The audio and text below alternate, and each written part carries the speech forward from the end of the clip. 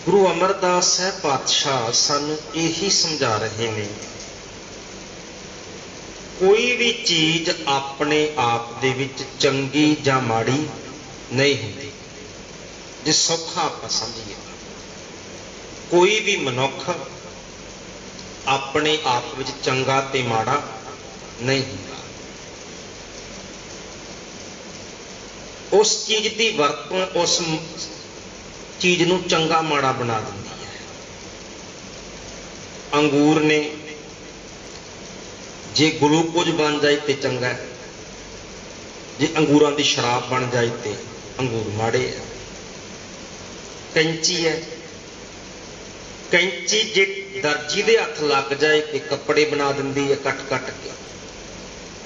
जे जेब कतरे दे हथ लग जाए कैंची तो खतरनाक हो जाती है, माड़ी हो जाती है। इसे तरह दे नाल ये गुरमुखो शरीर है। जे ये शरीर वकारां दे वस पै गया, काम दे, क्रोध दे, लोभ दे, हंकार दे वस ये शरीर पै गया, ये शरीर ही मनुख दे उजाड़े का कारण बन जाता है। ये शरीर जे गुरु दे वस पै गया, गुरु दे वस विच हो गया, गुरु दे अनुसार चलण लग पिया, ते एक थां आसा की वार दी बाणी अंदर गुरु नानक साहब पातशाह कहंदे ये शरीर मनुख दे लई सतयुग भी बन जाता है, सतयुग बना दिंदा है। ये शरीर इस धरती उत्ते बंदे नूं स्वर्ग बना दिंदा है जे ये शरीर गुरु अनुसार हो जाए। तो आप अगे विचारांगे वो बचन भी। तो गुरु अमरदास साहब पातशाह ना बहुतियां ये कह लो भी ज्ञान ही सानू बख्शिश कर रहे, इन्हां पदियां दे विच बहुता ज्ञान नहीं सानू दे रहे, सानू विचारण दे लई कह रहे हैं भी तू अपने आप विच सोच के देख। किसी भी मनुख नूं जितना मर्जी ज्ञान दे लो, किसी बच्चे नूं जिन्ना मर्जी रट्टे लवा दे, जड़ तक असी अपने आप सोचना नहीं शुरू करते तो तक गल नहीं बनती। सौखा ये कह लो भी बगाना कितना मर्जी साडा भला करन दा यतन करे, जे बंदा अपना भला आप नहीं सोचेगा तो दूसरा तुहाडा भला नहीं कर सकता। जे तुसी अपना भला आप नहीं सोच सकते, बस यही शरीर है। सतगुरु पातशाह इत्थे बख्शिश करते हैं, कहने कि गुरु कितना मर्जी जोर लगा ले, कई कहते ना जी गुरु कृपा होवेगी, ये साडी नलायकी है। कई बार असीं कहते ना जी जे गुरु की कृपा होवे ना सब कुछ ही हो जाता है। एक वचन आउंदा बाबा कबीर साहब का, की कहते ने, कबीर साचा सतगुर क्या करे। इत्थे वो भरम मिट जाता भी जे गुरु की कृपा हो जाए ना तो सब कुछ ही हो जाता है। कबीर साहब कहते सच्चा गुरु दस की करे। कबीर साचा सतगुर क्या करे, की करे सच्चा, ज्यों सिखा मैं चूक। जिस सिखण वाले विच ही कमी है तो सिखा का की अर्थ है, सिखण वाला। जिस सिखण वाला सिखना ही नहीं चाहता, मास्टर की करे जे बच्चा स्कूल च ही ना आवे तो सीधा ही साफ मास्टर की तो करामत तां वरतेगी ना जे कोई स्कूल में आवेगा, जे स्कूल च ही ना आया तो हुण सिख सुता पिया जाइच करी जावे, गुरु की कृपा होई ना तां ही उठांगा। गुरुद्वारे आएगा, संगत विच बैठेगा, फिर गुरु की कृपा शुरू होगी ना। सूरज जिन्ना मर्जी तपिया बाहर खड़ा होवे, जे बंदा कमरे दे अंदर दरवाजे बंद कर लवे उहदे कोल रोशनी नहीं पहुंचती। की करेगा सूरज? ऐसे मनुख नूं जिहड़ा खिड़कियां दरवाजियां विचों बाहर निकलने नहीं चाहता, उहदे लई सूरज भी कुछ नहीं कर सकता। उस बच्चे लई टीचर कुछ नहीं कर सकता जिहड़ा घर विच ही बैठा है। उस सिख दे लई गुरु कुछ नहीं कर सकता जिहड़ा संगत विच आउण नूं तैयारी है। कबीर साचा सतगुर क्या करे जौ सिखा मैं चूक, अंधे एक न लगई जो बांस बजाइए। इस करके गुरु की कृपा उदों ही होनी है जदों असी अपना भला आप चाहते हो। ये जरूरी है बहुत।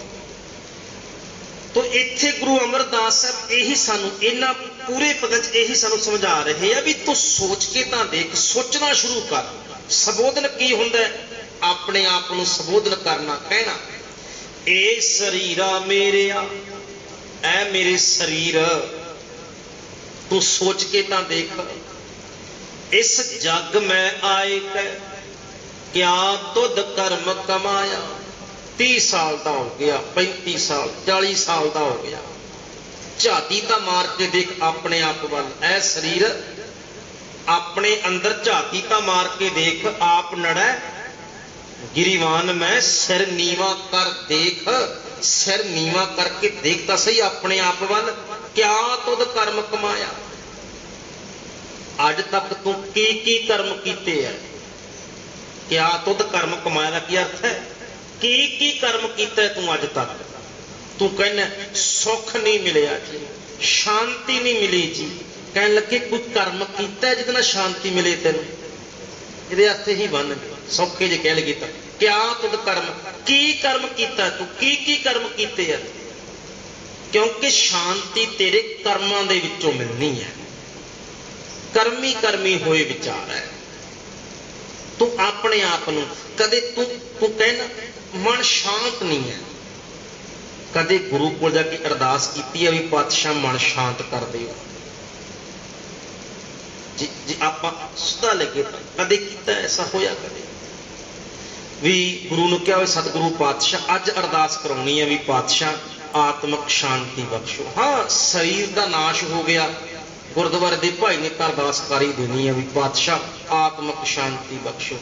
ਜਿਹੜਾ ਜਿਉਂਦੇ जी भटकदा ही रहा ਉਹਦੀ आत्मा ਨੂੰ कित्थे शांति आनी है मरण तो बाद? जे जिਉਂਦੇ जी गुरु चरणों च बैठा ही नहीं, जिਉਂਦੇ जी गुरुद्वारे कदे वड़िया ही ना होवे, ਉਹਦੀ आत्मा ਨੂੰ कित्थे शांति आनी गुरु?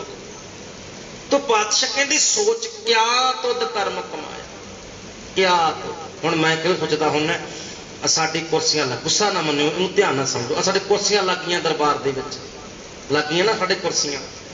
ये कुर्सियां लगना की है? ये ऑप्शन नहीं गा, ये मजबूरी है भी शरीरक तौर पर कोई बंदा सही नहीं है। वो इस करके कदे गुरु दरबार तो दूर ना रह जाए भी मैं बैठ नहीं सकता, इस करके लाने हैं ना। पर मैं कहना हुन्ना भी महीने च एक अरदास करा दिया करो भी पातशाह किरपा कर असी भी कदे धरती ते बैठ के तेरी संगत कर सकें। कराया करो, शरीरक तौर पर भी सेहतमंदी चाहिए है, क्योंकि ये गल सच्ची है जिन्ना आनंद इत्थे बैठ के आता ना इत्थे बैठ के नहीं आता है, ये गल सच्ची है। तो इदा एक भी करानी चाहिए अरदास इदा भी पातशाह किरपा करो साडी सेहत यात्री बख्शिश करके असी बच्चियां वांग चौंकड़े मार के तेरी संगत करिए। ये अरदास भी चाहिए है ना। तो पातशाह कहते क्योंकि गल शरीर की चलती पई आ, मैं चलो गल बेनती तुहानूं कर दित्ती।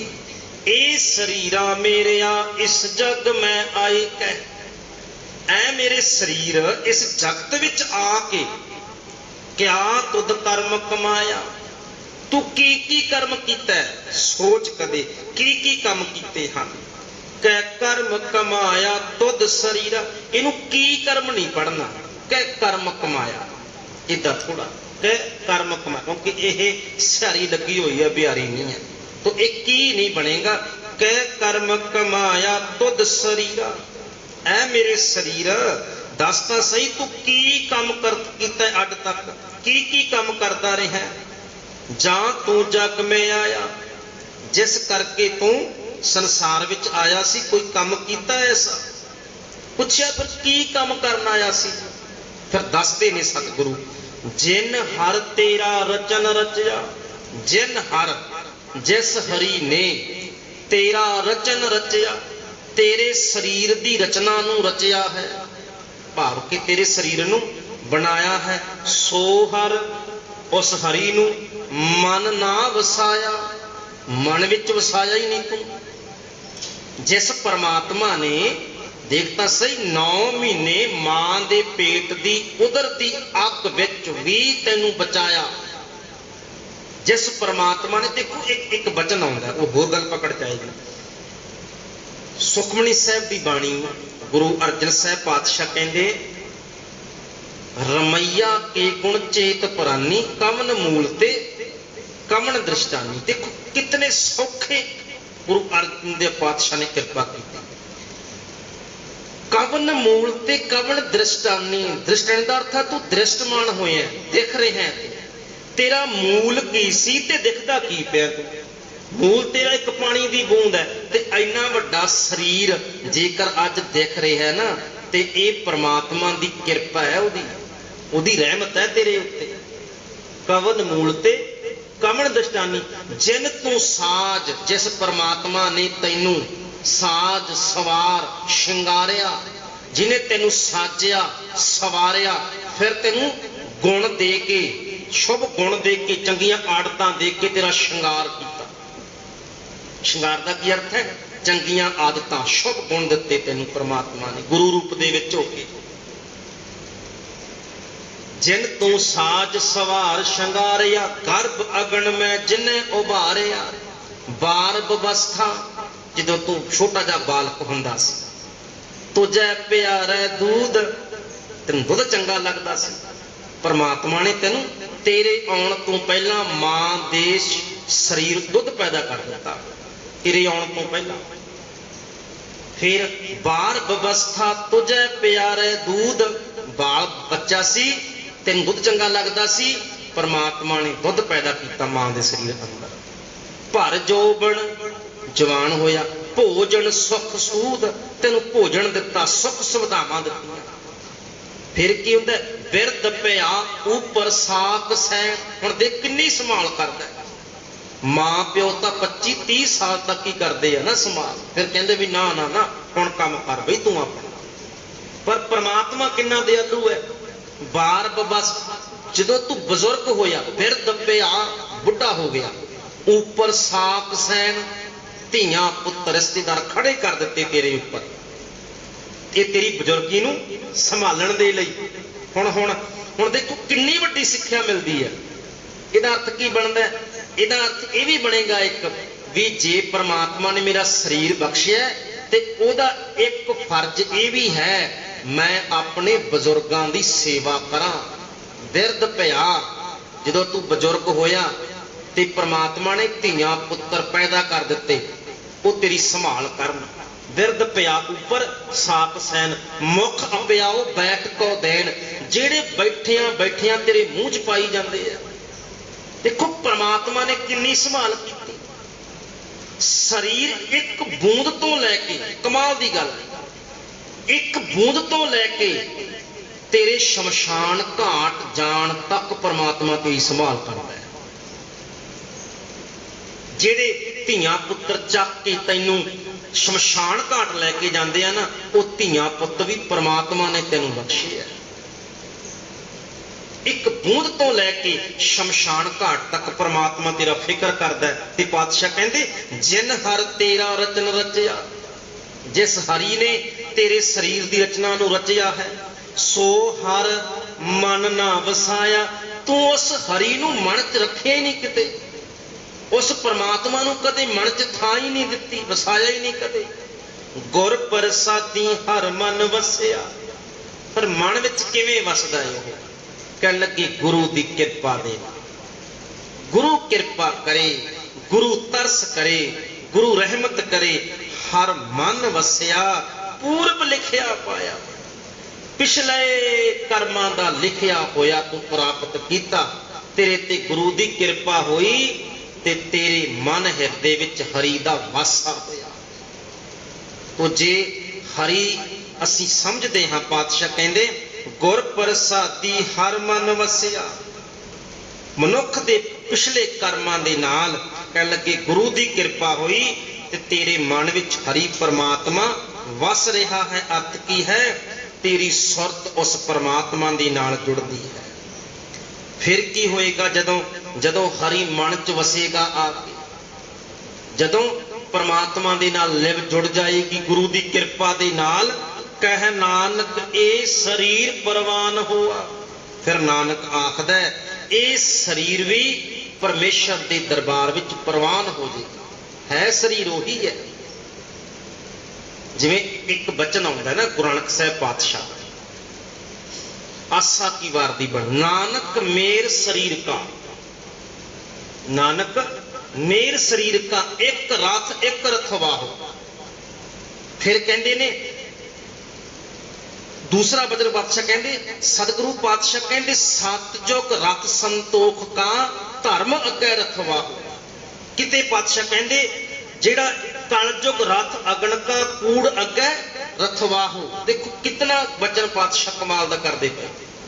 पातशाह कहते ये जेड़ा नानक मेर शरीर का, मेर की हुंदा समेर पर्वत, कहन लगे जिवें सारे पहाड़ां दे विचों समेर पर्वत सब तो श्रेष्ठ है, उसे तरह सारे जीवां दे शरीरां दे विचों तेरा शरीर मेर है, सब तो श्रेष्ठ है।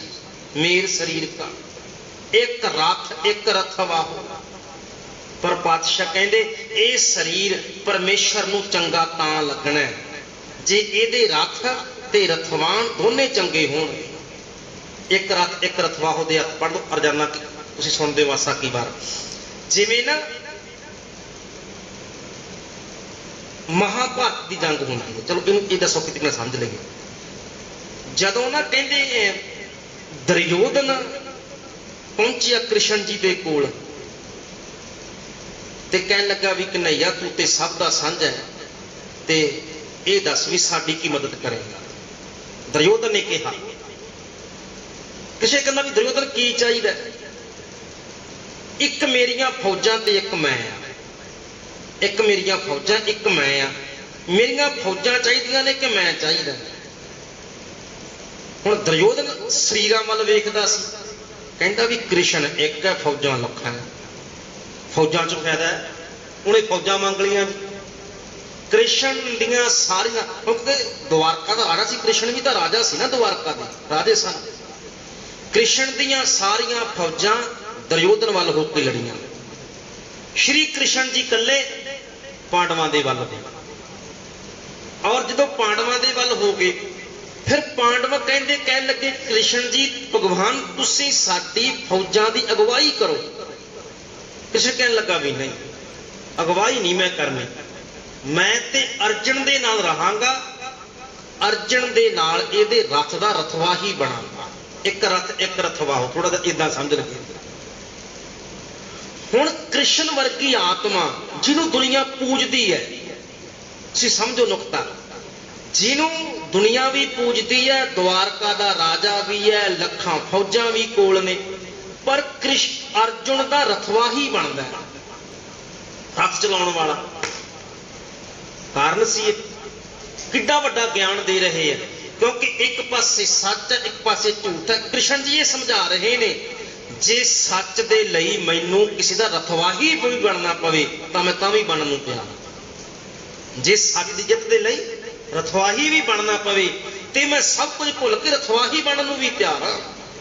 गड्डी जिन्नी मर्जी महंगी होवे ड्राइवर ने लैके जानी हुंदी है, पिछे बैठा मालक कितना मर्जी कुछ करी जावे, ईमानदार तो ड्राइवर होना चाहिए। तो अर्जन की जित है जिहड़ी सब तो वड्डी गल है, रथवाही कृष्ण है। जिथे कराही रथवाही कृष्ण वर्गा होवे ना, वो जंग कदे हार सकता है बंदा। तो इसे तरह के नाल गुरु नानक साहिब पातशाह कहंदे एक रथ एक रथवाहो। जिहड़ा ये जिहड़ी मनुखी आत्मा है इहने भी सफर तय करना है परमात्मा तक। ते सफर तय कदों हुंदा है, एक गड्डी होवे, गड्डी दा ड्राइवर होवे चलाउण वाला, उदों रथ हुंदे सी। कहण लगे एक रथ चाहिदा एक रथवाही चाहिदा। ते पातशाह कहंदे ने कहण लगे जदों भाई ये जिंदगी सतजुग कदों बनदी है, सतजुग रथ संतोख का धर्म अगे रथवाहो। जिहड़ी ये आत्मा है इस आत्मा का रथ संतोख होवे, इस आत्मा का रथ संतोख होवे, संतोख के रथ उत्ते चढ़ के कहण लगे इहदा रथवाही धर्म होवे, धर्म के अनुसार चले। ये आत्मा ਸੰਤੋਖ ਨੂੰ ਆਪਣਾ ਰਥ ਬਣਾਵੇ ਤੇ ਧਰਮ ਦੇ ਅਨੁਸਾਰ, ਰਥਵਾਹੀ ਦੇ ਅਨੁਸਾਰ ਚੱਲੇ। ਕਹਿਣ ਲੱਗੇ ਇਹ ਸਰੀਰ ਹੀ ਸਵਰਗ ਬਣ ਜਾਂਦਾ ਹੈ, ਸਤਜੁਗ ਬਣ ਜਾਂਦਾ ਹੈ। ਤੇ ਅਗਲਾ ਕੀ ਬਚਨ ਅਖੀਰ ਤੇ ਕਿਹਾ, ਕਹਿਣ ਲੱਗੇ ਕਲਯੁਗ ਰਥ ਅਗਨ ਕਾ ਕੂੜ ਅੱਗੇ ਰਥਵਾਹੋ। ਤ੍ਰਿਸ਼ਨਾ ਦੀ ਅੱਗ, ਅਗਨ ਦਾ ਤ੍ਰਿਸ਼ਨਾ ਦੀ ਅੱਗ। ਜੇ ਸਾਡੀ ਜ਼ਿੰਦਗੀ ਦਾ ਰਥਵਾਹੀ ਤ੍ਰਿਸ਼ਨਾ ਹੈ, ਤ੍ਰਿਸ਼ਨਾ ਦੇ ਰਥ ਉੱਤੇ ਸਫ਼ਰ ਕਰਦੇ ਪਏ ਆ, ਤੇ ਝੂਠ ਸਾਡਾ ਰਥਵਾਹੀ ਹੈ, ਭਾਵ ਕਿ ਸਾਨੂੰ ਦਿਸ਼ਾ ਦਿਖਾਉਣ ਵਾਲਾ ਕੌਣ ਹੈ? ਝੂਠ। ਕਹਿਣ ਲੱਗੀ ਜ਼ਿੰਦਗੀ ਨਰਕ ਬਣ ਜਾਂਦੀ ਹੈ। ਬਸ ਇੰਨੀ ਗੱਲ ਹੀ ਹੈ। ਇਸ ਕਰਕੇ ਪਾਤਸ਼ਾਹ ਕਹਿੰਦੇ ਸਰੀਰ ਉਹੀ ਹੁੰਦਾ ਹੈ, ਪਰ ਜੇ ਉਹ ਸਰੀਰ ਦੀ ਜਿਹੜੀ ਅਗਵਾਹੀ ਹੈ ਗੁਰੂ ਕਰਦਾ ਹੈ। ਸਰੀਰ ਦਾ ਰਥਵਾਹੀ ਕੌਣ ਹੈ? ਗੁਰੂ ਹੈ। ਪਾਤਸ਼ਾਹ ਕਹਿੰਦੇ ਫਿਰ ਆ ਜ਼ਿੰਦਗੀ ਸਵਰਗ ਬਣ ਜਾਂਦੀ ਹੈ। ਕਹੇ ਨਾਨਕ ਇਹ ਸਰੀਰ ਪ੍ਰਵਾਨ ਹੋਆ। ਹੇ ਨਾਨਕ ਆਖਦਾ ਹੈ ਜੇ ਗੁਰੂ ਚਰਨਾਂ ਦੇ ਵਿੱਚ ਸੁਰਤ ਜੁੜ ਜਾਏ ਤੇ ਇਹ ਸਰੀਰ ਹੀ ਸਫਲ ਹੋ ਜਾਂਦਾ ਹੈ। ਇਹ ਸਰੀਰ ਹੀ ਪ੍ਰਮਾਤਮਾ ਦੇ ਦਰ ਤੇ ਪ੍ਰਵਾਨ ਹੋ ਜਾਂਦਾ ਹੈ। ਜਿਨ ਸਤਿਗੁਰ ਸਿਉ ਚਿੱਤ ਲਾਇਆ, ਜਿਨ੍ਹਾਂ ਨੇ ਆਪਣੇ ਚਿੱਤ ਨੂੰ ਸਤਿਗੁਰੂ ਦੇ ਨਾਲ ਲਾ ਲਿਆ। ਹੁਣ ਦੇਖੋ, ਜੇ ਆਤਮਾ ਸਤਿਗੁਰੂ ਦੇ ਨਾਲ ਲਾ ਲਈ ਤੇ ਆਤਮਾ ਵੀ ਪ੍ਰਮਾਤਮਾ ਦਾ ਰੂਪ ਹੋ ਗਈ। ਜੇ ਇਹ ਸਰੀਰ ਵੀ ਗੁਰੂ ਅਨੁਸਾਰ ਹੋ ਗਿਆ ਤੇ ਇਹ ਸਰੀਰ ਵੀ ਪਰਮੇਸ਼ਰ ਦੇ ਦਰਬਾਰ ਵਿੱਚ ਪ੍ਰਵਾਨ ਹੋ ਜਾਂਦਾ ਹੈ। ਸਰੀਰ, ਮੈਂ ਕਈ ਵਾਰ ਬੇਨਤੀ ਕਰਦਾ ਮਤਲਬ ਵੇਖੋ, ਸਰੀਰ ਉਹੀ ਹੁੰਦਾ ਹੈ ਜਿਵੇਂ ਸ਼ੁਰੂਆਤ ਆਪਾਂ ਕੀਤੀ ਸੀ। ਗੱਲ ਹੈ ਉਹਨੂੰ ਚਲਾਉਣ ਵਾਲਾ ਕੌਣ ਹੈ? ਚਲਾਉਣ ਵਾਲਾ ਕੌਣ ਹੈ ਸਰੀਰ ਨੂੰ? ਤੇ ਚਲਾਉਣ ਵਾਲਾ ਹੈ ਸਾਡਾ ਮਨ। ਤੇ ਜੇ ਮਨ ਗੁਰੂ ਅਨੁਸਾਰ ਹੈ ਤੇ ਸਰੀਰ ਨੇ ਵੀ ਉਧਰ ਨੂੰ ਹੀ ਜਾਣਾ। ਜੇ ਮਨ ਜੁੜਿਆ ਗੁਰੂ ਦੇ ਨਾਲ ਤੇ ਸਰੀਰ ਨੇ ਆਪਣੇ ਗੁਰਦੁਆਰੇ ਨੂੰ ਤੁਰ ਪੈਣਾ। ਜੇ ਸਰੀਰ ਜੁੜਿਆ ਨਸ਼ੇ ਦੇ ਨਾਲ ਤੇ ਠੇਕੇ ਵਾਲ ਨੂੰ ਤੁਰ ਪੈਣਾ ਸਰੀਰ ਨੇ। ਗੱਲ ਤੇ ਮਨ ਦੀ ਹੈ। ਇਸ ਕਰਕੇ ਪਾਤਸ਼ਾਹ ਕਹਿੰਦੇ ਨੇ ਭਾਈ ਜਿਨ ਸਤਿਗੁਰ ਸਿਉ ਚਿੱਤ ਲਾਇਆ, ਜਿਨ੍ਹਾਂ ਨੇ ਚਿੱਤ ਲਾਇਆ ਸੱਚੇ ਸਤਿਗੁਰੂ ਦੇ ਨਾਲ, ਪਾਤਸ਼ਾਹ ਕਹਿੰਦੇ ਉਹਨਾਂ ਦਾ ਇਹ ਸਰੀਰ ਪਰਮੇਸ਼ਰ ਦੇ ਦਰਬਾਰ ਵਿੱਚ ਪ੍ਰਵਾਨ ਹੋ ਜਾਂਦਾ ਹੈ। ਜਿਵੇਂ ਗੁਰੂ ਨਾਨਕ ਸਾਹਿਬ ਪਾਤਸ਼ਾਹ ਕਹਿੰਦੇ ਨੇ, ਸਮੁੰਦ ਬਰੋਲ ਸਰੀਰ ਹਮ ਦੇਖਿਆ, ਇੱਕ ਵਸਤ ਅਨੂਪ ਦਿਖਾਈ, ਗੁਰ ਗੋਬਿੰਦ ਗੋਬਿੰਦ ਗੁਰੂ ਹੈ, ਨਾਨਕ ਭੇਦ ਨਾ ਪਾਈ। ਕਹਿਣ ਲੱਗੇ ਫਿਰ ਕੀ ਹੁੰਦਾ?